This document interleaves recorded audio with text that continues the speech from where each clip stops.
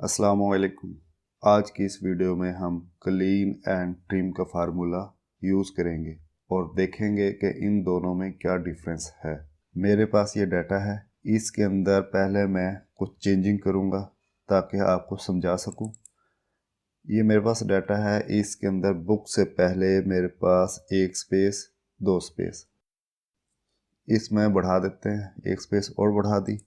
ये book centre है, इसको ज़रा सेट कर अब इसके स्टार्टिंग में हम स्पेस दे देते हैं, ओके, या इसके समझाने के तौर पर पहले भी आ गए और सेंटर से पहले आ गए, न्यू से पहले सेंटर से पहले। जबकि मेरे पास ये तीसरे नंबर पर जो है हम यहाँ लाइन ब्रेक कर लेते हैं।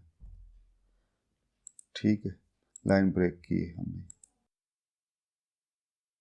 लाइन ब्रेक की है। अब मैं यहाँ यूज़ करूँगा ट्रिम का फार्मूला।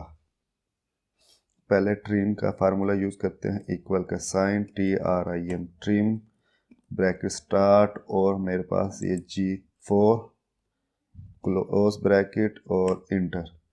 तो उसने जो बुक से पहले वाले स्पेस थे वो रिमूव कर दिए।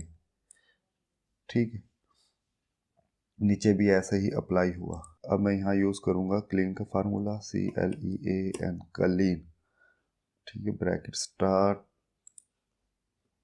क्लोज ब्रैकेट, सेल रेफरेंस दिया और इंटर। उसने जो लाइन ब्रेक थी वो रिमूव कर दी क्लीन ने।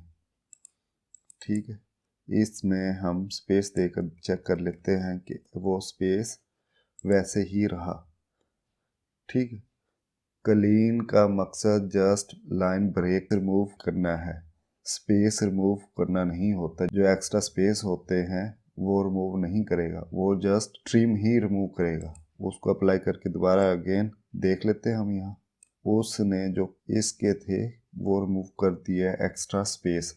तो इस तरह हमें अपनी इस वीडियो में समझ आई कि ट्रिम और क्लीन का फार्मूला किस पर्पस के लिए इस्तेमाल किया जाता है।